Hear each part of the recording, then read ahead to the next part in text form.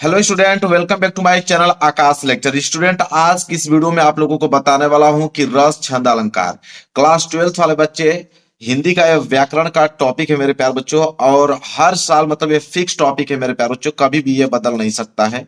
रस, छंद, अलंकार आपके एग्जाम में दो दो नंबर के हिसाब से 6 नंबर दिया जाता है।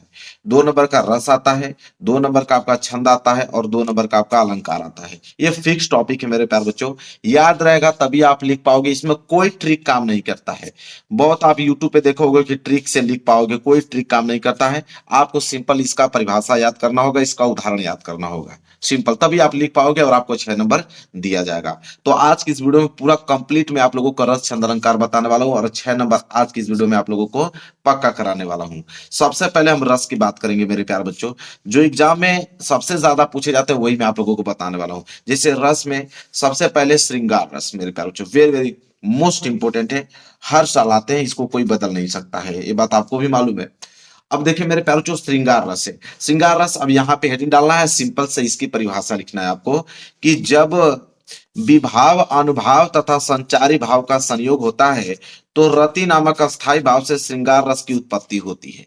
यह सिंपल आप लोगों का परिभाषा है मेरे प्यारे बच्चों कि जब विभाव, अनुभाव और संचारी भाव का संयोग होता है, जब उनका मिलन होता है तो वहां पे रति नामक अस्थाई भाव से श्रृंगार रस की क्या होती है, उत्पत्ति होती है।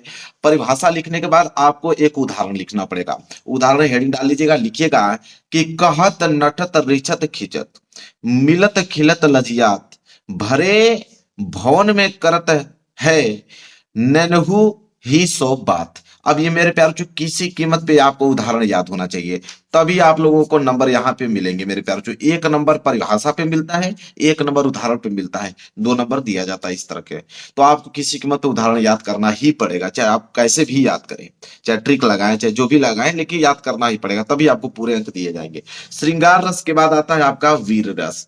ठीक है, वीर रस क्या है मेरे प्यारो बच्चों कि जब विभाव, अनुभाव तथा संचारी भाव का संयोग होता है तो उत्साह नामक अस्थाई भाव से वीर रस की उत्पत्ति होती है। अभी मैंने देखा यहाँ पे कि जब विभाव, अनुभाव, संचारी भाव का संयोग होता था तो रति नामक अस्थाई भाव से श्रृंगार रस की उत्पत्ति होती थी। और यहाँ पे क्या है कि जब विभाव, अनुभाव, संचारी भाव का संयोग होता है तो उत्साह नामक अस्थाई भाव से वीर रस की उत्पत्ति होती है।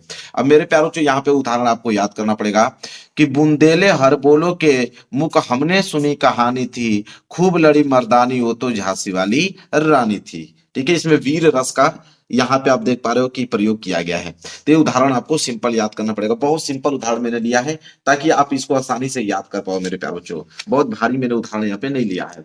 तो श्रृंगार रस, वीर रस और एक रस होता है आपका हास्य रस है।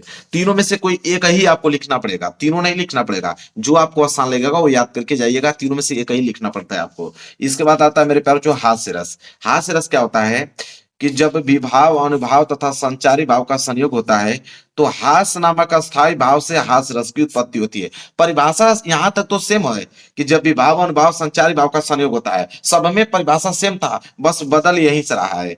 ठीक है, तो इसमें हास नामक अस्थाई भाव से हास रस की उत्पत्ति होती है, बस इतना याद करना। बाकी ये तो तीनों में ही परिभाषा सेम है।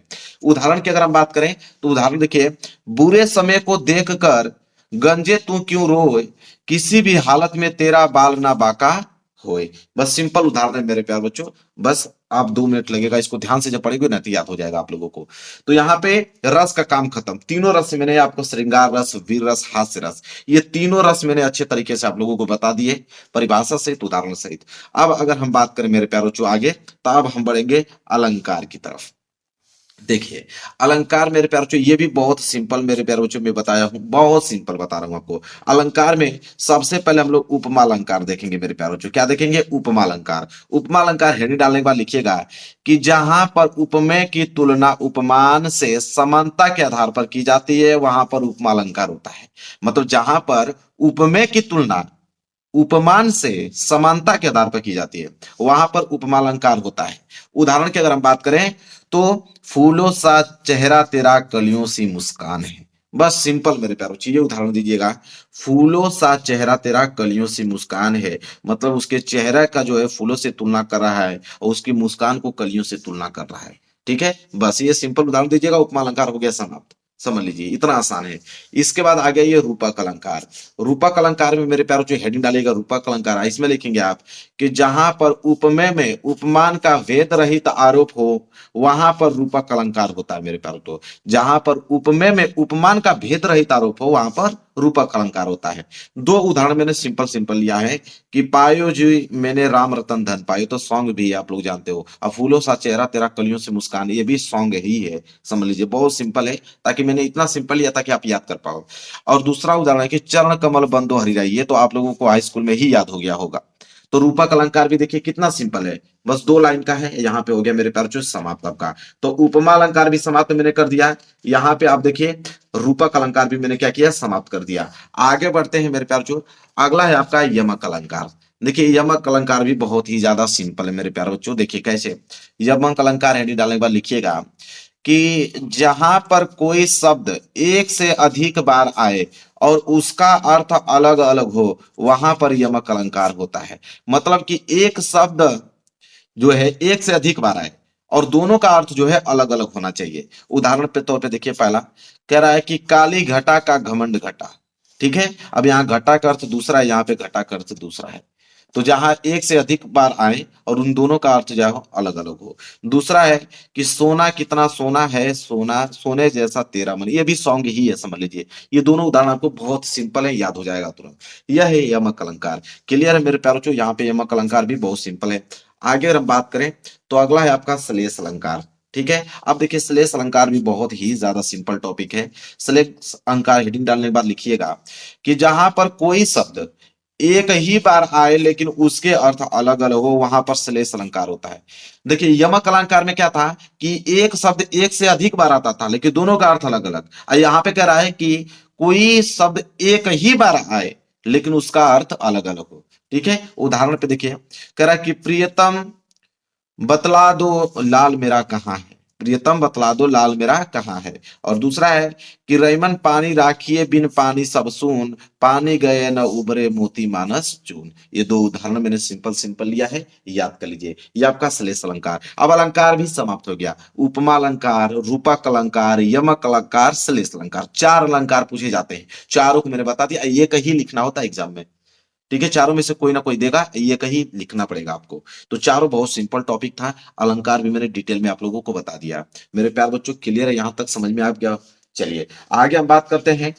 ठीक है, अब देखिए यहाँ पे अब अगला टॉपिक है मेरे प्यार बच्चों छंद। अब हम बात करेंगे छंद को लेकर। ठीक है, देखिए ध्यान से, छंद भी बहुत सिंपल मैंने यहाँ पे लिखा है, उदाहरण बहुत सिंपल सिंपल लिया है। छंद में सबसे पहले दोहा, सबसे पहले क्या है मेरे प्यार बच्चों, दोहा है।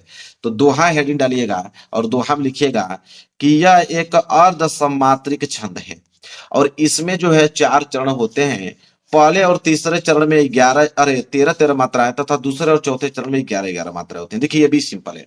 कह रहा है कि छंद में जो दोहा होता है इसमें अर्ध सम्मात्रिक छंद होता है। ठीक है, इसमें 4 चरण होता है। पहले और तीसरे चरण में तो 13 मात्राएं होती हैं और दूसरे और चौथे चरण में 11 मात्राएं होती है। सिंपल एक उदाहरण देखिए, बहुत प्यारा सा उदाहरण मैंने यहाँ पे लिख के लेके आया है कि मेरी भव बाधा हर राधा नागरी सोई, जा तनकी झाई परे श्यामु हरित दुति होई।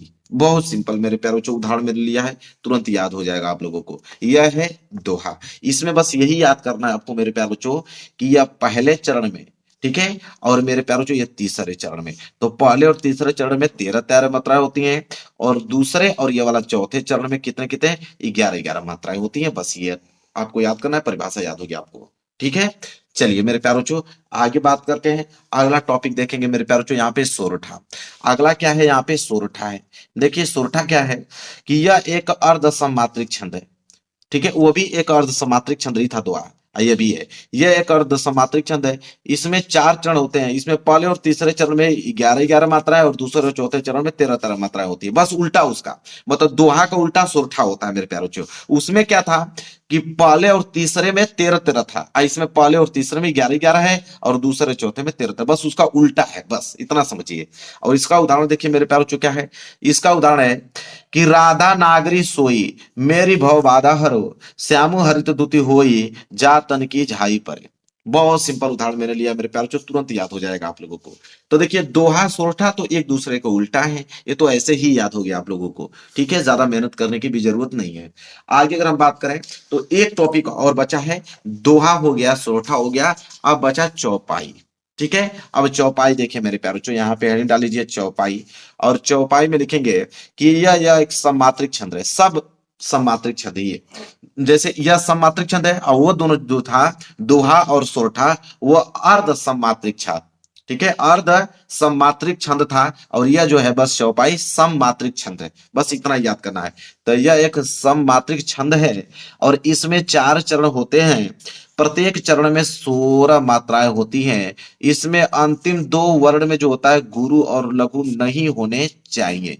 बस ये अंतर होता है, 2 वर्ण में गुरु और लघु नहीं होने चाहिए। देखिए इसका उदाहरण बहुत सिंपल है, तो सबको उदाहरण याद हो जाएगा मेरे प्यारों जी, इतना ज्यादा सिंपल मैंने लिया है कि जय हनुमान ज्ञान गुण सागर, जय कपीस तिहु लोग उजागर, रामदूत अतुली बल धामा, अंजनी पुत्र पवन सुत नामा। बताइए, यह है आपका हनुमान चालीसा।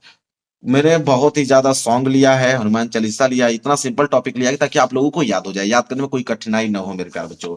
अब ये आपका मेरे प्यारे बच्चों रस छंद अलंकार जो है टॉपिक, तीनों मैंने आसान तरीके से कम समय में आप लोगों को बता दिया, और यहाँ से 6 नंबर आपके क्या हो गए, क्लियर हो गए। वीडियो को मेरे प्यारे बच्चों लाइक कर देना, चैनल पे नए हो तो चैनल को जरूर सब्सक्राइब कर लेना है। मिलेंगे एक प्यारे से नेक्स्ट वीडियो में, तब तक के लिए धन्यवाद।